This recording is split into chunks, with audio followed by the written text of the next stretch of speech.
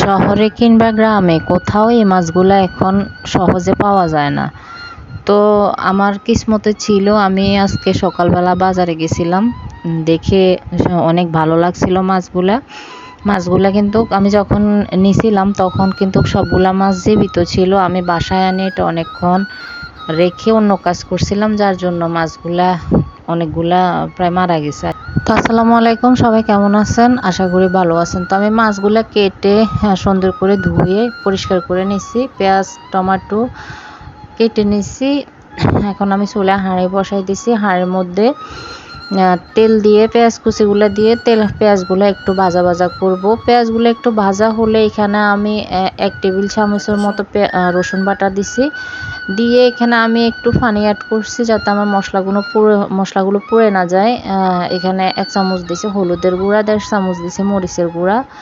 তারপরে এখানে আমি 1 চামচ দিছি, প্রথমে একটু দিছি পরে আরও দিছি, মানে 1 চামচ হয়েছে আমার। এখানে 1 চামচ জিরা গুঁড়া দিছি, জিরা ধনিয়া গুঁড়া। এরপরে এগুলো আমি আরেকটু পানি দিয়ে একসাথে কষিয়ে নেব। পরিমাণ মতো লবণ দিয়ে দিলাম, দিয়ে এগুলা আমি আরেকটু পানি অ্যাড করে এগুলা ভালো করে মশলাগুলো কষিয়ে নেব। তো আমার মশলাগুলা প্রায় কষানো হয়ে গেছে। এখন আমি এখানে মাছগুলা দিয়ে দেব। মাছগুলা দিয়ে আমি একটু হালকা হাতে নেড়ে আমি আবার ঢাকা দিয়ে রান্না করব।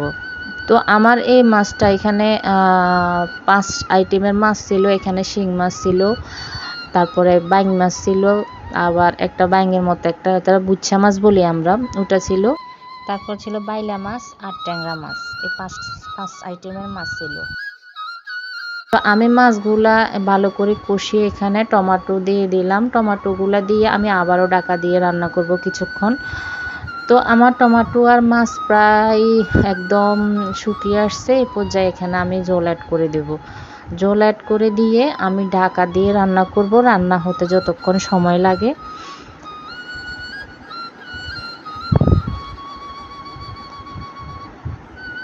তো আমি মাঝে মধ্যে ঢাকনা উঠে একটু নেড়ে চেড়ে দিছি যেন নিচে দিয়ে তলানিতে না লেগে যায়। তো এভাবে আমি মাছটা রান্না করে ফেললাম। এই তো মাছটা খাইতে অনেক তাজা মাছ, অনেক মজা লাগছিল। তো আজকের ভিডিওটা ভালো লাগলে একটা লাইক করবেন, আর অবশ্যই কমেন্ট করে জানাবেন রান্না কেমন হয়েছে। আর যারা এখনও আমার পেজটা ফলো করেন নাই তারা অবশ্যই ফলো করে দেবেন, যারা ফলো করছেন তাদেরকে অসংখ্য ধন্যবাদ। তো আজকের মতো সবাইকে ধন্যবাদ। দেখা হবে অন্য কোনো ভিডিওতে, অন্য কোনো রেসিপি নিয়ে। সবাই ভালো থাকবেন। আল্লাহ হাফেজ।